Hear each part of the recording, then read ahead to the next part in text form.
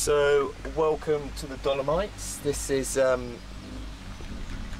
area I've never been to before, really looking forward to exploring it, and today I've come up Cinque Torre, or 5 Torre, to have a look at the old World War I battlement emplacements, which was actually the birthplace of Via Ferrata. So during the war, to move munitions and men along the sort of mountainous frontier so that they could fire shells over at the Austrians to defend their border, what they did is they built a series of what we now call Via Ferrata, or iron roads.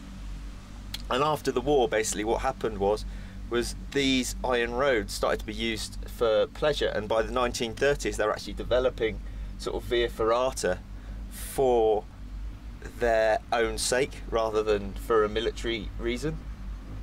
And so that's why I'm up here today in this beautiful, beautiful place.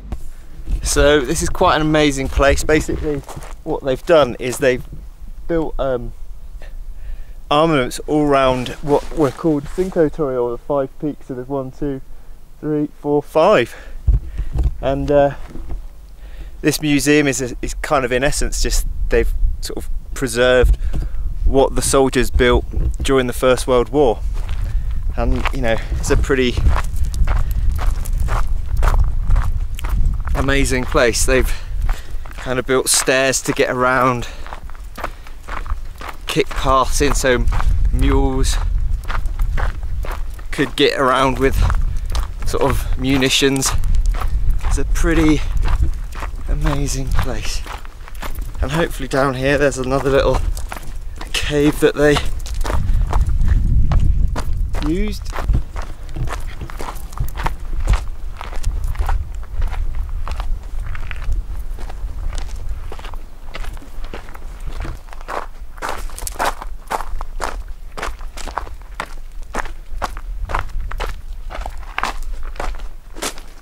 I guess to a certain extent it was about making yourself comfortable, so hacking out a little cave might well have been one of the only luxuries you had.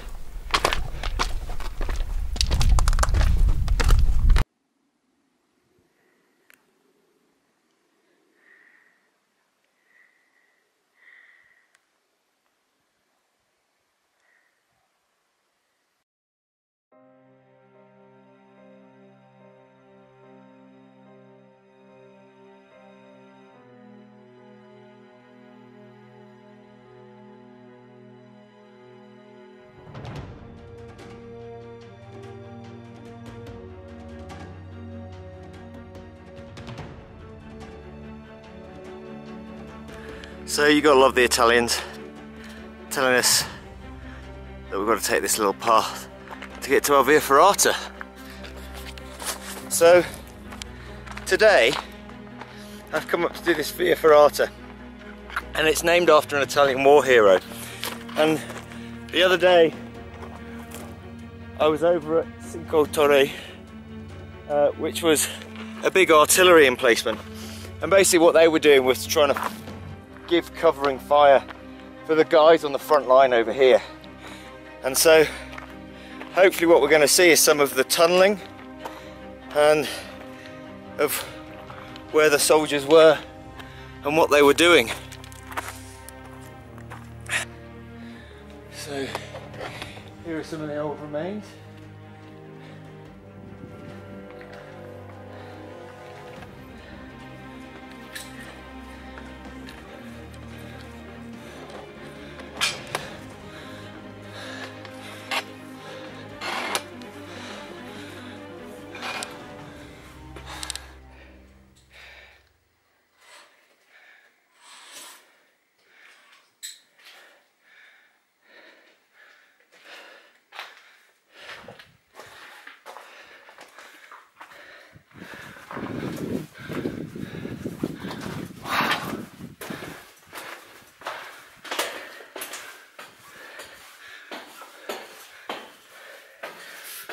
Well,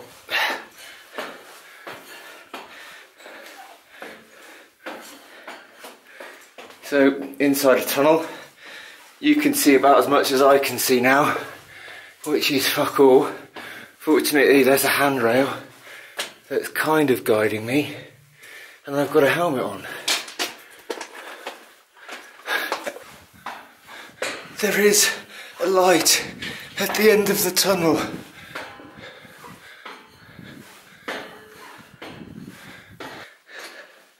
A little peepee hole.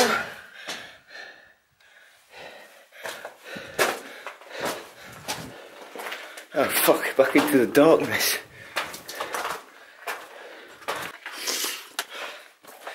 So I must have been in those tunnels for like 5-10 minutes. I've just re-emerged. So this is the top now. Pretty much come up all the way from down near where that scree is inside this mountain. And the Via Ferrata carries on, but you know, this is just another of the kind of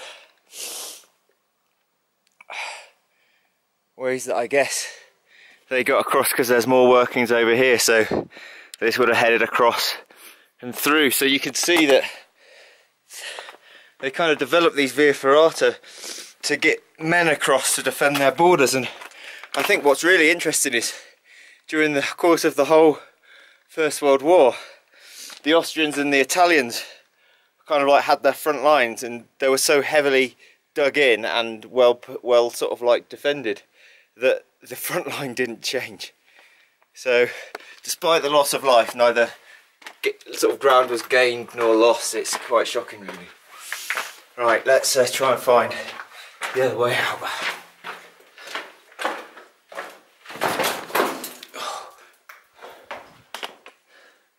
That was close. Let's go up instead.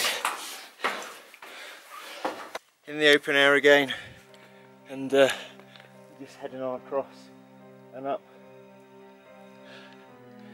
Quite fun, really.